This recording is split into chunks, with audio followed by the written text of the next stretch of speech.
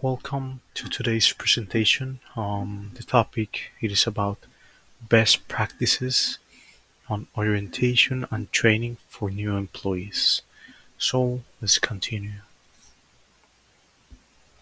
First of all, let's define what is orientation and training. Orientation is the particular interests, activities, or aims for the company or business, and training can be described as the process of learning the skills um, needed in the particular job or activity. Also, it is notable to say that they do not mean the same thing.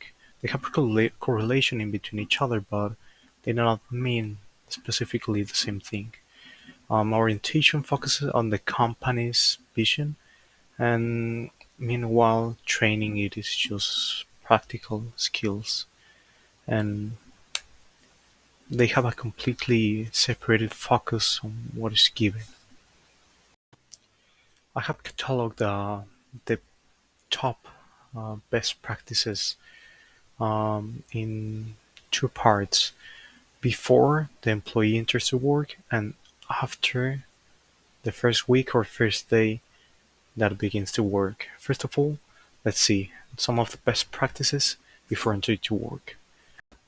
If you can, how to make forms, video training, and policy educations before their start date, it will be more easy for the either the employee and the manager to help them, allowing some crucial information, and it may facilitate the process and even be more faster entering to work, allowing more time on focusing the orientation and training. And another practice I can recommend before the employee enters to work, um, it will be that it should be helpful and useful to provide certain information beforehand. It can be such as details about the company, policies, procedures, how work is structured, and maybe even which parking lot they can use. This kind of procedure can be helpful to release the stress and anxiety and make more comfortable to the employee to know how to operate in the first day of work. And then continuing in the best practices in the first day or week of the new employee. Well, in the first, I can recommend to have a proper introduction to all the people the employee may depend or may require to ask some questions, such as coworkers, teams, and managers. Following on the second one, it is a little bit related with the first one, but it can be assigning a tutor or a buddy to help them in questions, concerns, and if they needed proper feedback to help them learn quicker and be more successful. And the final practice for this whole presentation, it will be um, giving a retrospective feedback and help the new employee to understand what has he done uh, the mistake and help them to discover and how to solve that same mistake.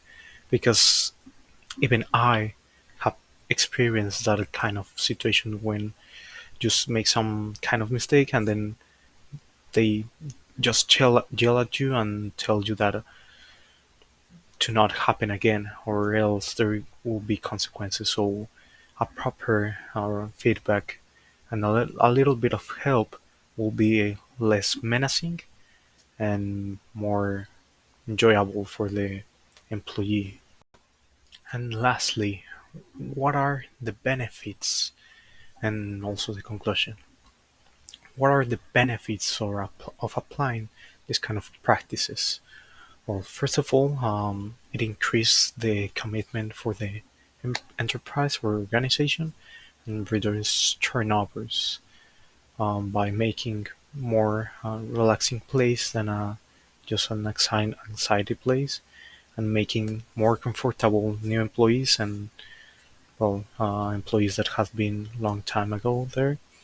Also clarifying expectation from the employee and for the company, and providing the sufficient and reliable information. And last of all, shortening the learning curve because being more practical and more reliable on these kind of topics, it will shorten out the learning curve and increase productivity, and by all means decrease mistakes, which can have a notorious impact when applied. So that will be all my presentation. Here are the bibliography, and that should be it. Thanks.